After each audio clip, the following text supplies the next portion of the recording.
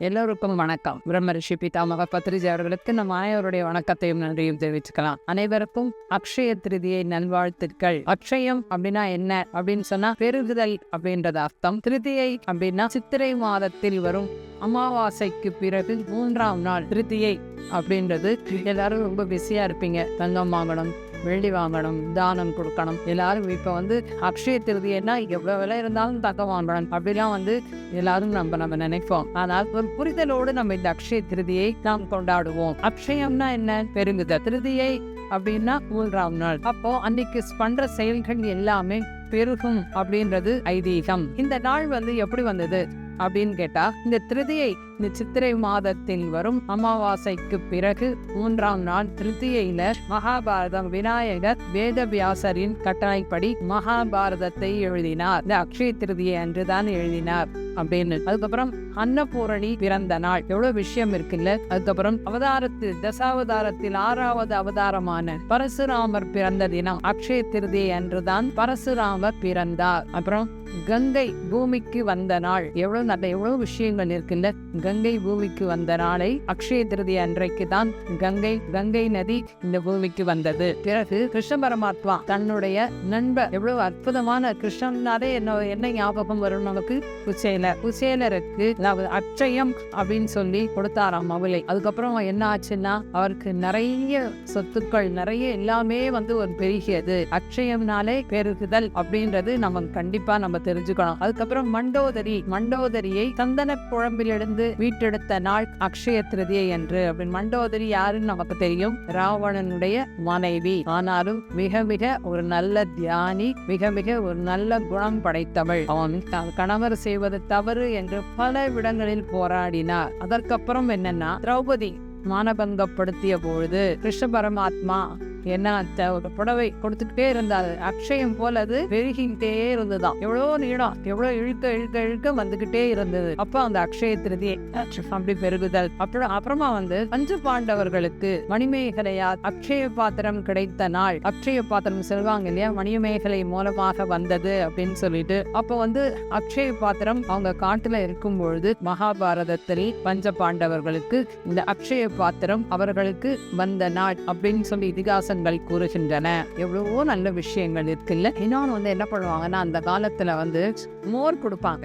அக்ஷய திருதியை அன்னைக்கு மோர் கொடுப்பாங்க. அதுக்கப்புறம் பானகம், குடை தானம் இதெல்லாம் செய்வாங்கன்னு சொல்லுவாங்க. அது என்ன இதற்காக அப்படின்னு சொன்னா, இது நல்ல சித்திரை மாதம், சுட்டெரிக்கும் வெயில். எல்லாருமே பாத யாத்திரையாகத்தான் போவார்கள். அப்போ என்னன்னு கேட்டா, எல்லார் வீட்டு திண்ணையிலும் இளநீர் இருக்கும், மோர் இருக்கும், பானகம் இருக்கும், தண்ணீர் இருக்கும், இது எல்லாமே இருக்கும். அவங்கவுங்க இளைப்பாரிட்டு கொஞ்ச நேரம் திண்ணையில உட்காந்துட்டு நல்லா குளிர்ந்த நீர்மோரை குடித்து விட்டு பானகத்தை அறிந்து விட்டு செல்வார்கள். யோசிச்சு பாருங்க.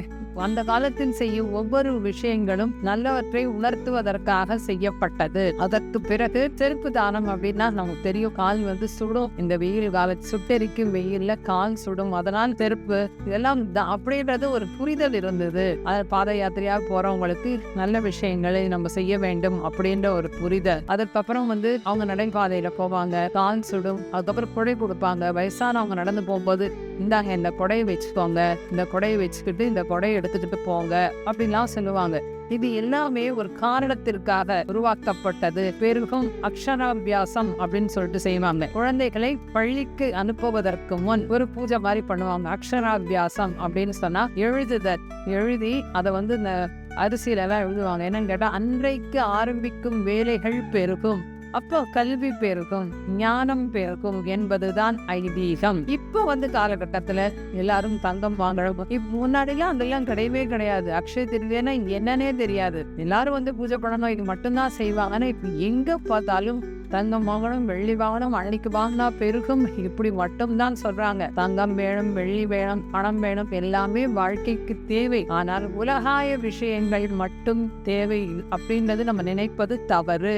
ஞானத்துடன் நாம் செய்ய வேண்டும். அந்த காலத்தில் செய்யும் விஷயங்கள் எல்லாமே ஒரு ஞானத்துடன் செய்யப்பட்டது. என்னன்னு கேட்டா, எப்பயுமே ஒவ்வொரு விஷயங்களுமே ஒரு புரிதல் இருந்தது. அந்த காலத்தில் செய்யும் விஷயங்கள் நீங்க பெருகக்கூடிய விஷயம் உலகாய விஷயங்கள் மட்டுமே அப்படின்னா கிடையாது. நாம் தியானிகள், ஆன்மீகத்திற்கு வந்த பிறகு நாம் எதற்கு முக்கியத்துவம் தர வேண்டும் அப்படின்னு சொன்னா, தங்கம் வெள்ளிக்கு தேவை, ஒரு அடிப்படையான ஒரு விஷயம் தேவை வாழ்க்கைக்கு. ஆனால் அது மட்டும்தான். சில பேர் என்ன பண்ணுவாங்க, கடன் வாங்கியாவது போய் அந்த ஒரு கிராமாவது தங்கம் வாங்கிடணும்ப்பா அப்படி. இது இப்போ இருக்கிற ஒரு சிறிது காலமாகத்தான் இந்த மாதிரி விஷயங்கள் நடைபெற்று கொண்டு வருகிறது.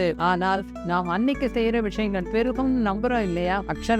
அக்ஷய திருதியை அன்னைக்கு பண்ற விஷயங்கள் பெருகும்ன்றது நம்புறோம். அப்ப நம்ம என்ன பண்ணணும் அப்படின்னு சொன்னா, நிறைய பேருக்கு தியானத்தை சொல்லித்தர வேண்டும், ஞானத்தை கொடுக்க வேண்டும், நிறைய புத்தகங்கள் வாசிக்க வேண்டும், மிதாகாரத்தில் இருக்க வேண்டும், உலகம் முழுவதும் தியானமாக மாற வேண்டும். அதற்கு நாம் ஒரு கருவியாக இருக்க வேண்டும். ஏன் கேட்டா, தியானம் மட்டும்தான் நமக்கு ஒரு ஆன்மீக வழிகாட்டி. தியானம் மட்டும்தான் நமக்கு ஆன்ம வளர்ச்சியை ஏற்படுத்தக்கூடிய ஒரு விஷயம். தியானத்தினால் மட்டும்தான் ஞானம் அடைய முடியும். அதனால் தொடர்ந்து தொடர்ந்து தொடர்ந்து தியானத்தை பெருக்க வேண்டும்.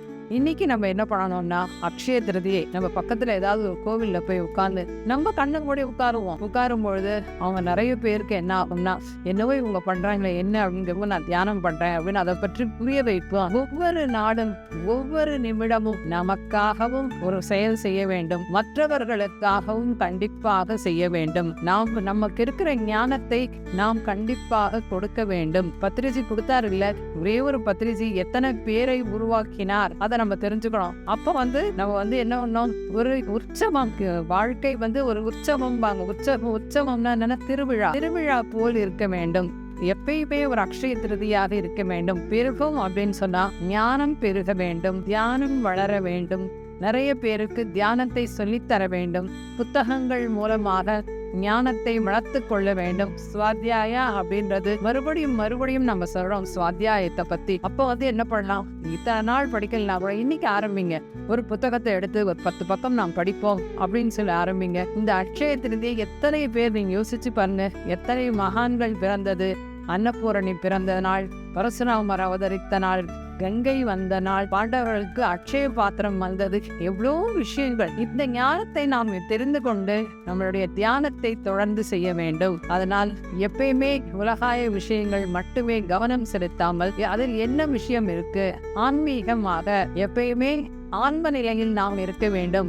எப்பயுமே உடல் மனம் அதை தாண்டி ஆன்மா என்ற ஒரு புரிதல் வேண்டும். இந்த அக்ஷய திருதி எல்லோருக்கும் ஒரு ஞானத்தை கொடுக்கும் நாளாக அமைய வேண்டும். சர்வீஸ்ன்றது மிகவும் முக்கியமான ஒரு விஷயம். நிறைய இந்த நாள்ல பேம்ப்ளெட்ஸ் கொடுங்க. நிறைய எங்கெங்க பிரமிட் இருக்கோ அங்க போய் உட்கார்ந்து தியானம் பண்ணுங்க. தியானம் நமக்கும் வளர வேண்டும், மற்றவருக்கும் நாம் அதை சொல்லித்தர வேண்டும். உலகமே தியானமாக மாற வேண்டும். சாகாஹார ஜெகத், பிரமிட் ஜெகத், தியான ஜெகத்னார் பத்ரிஜி. அதை நாம் எல்லோரும் சேர்ந்துதான் செய்ய வேண்டும். விடாமுயற்சி விஸ்வரூப வெற்றி. மறுபடியும் அக்ஷய திருதியை நல்வாழ்த்துக்கள். நன்றி.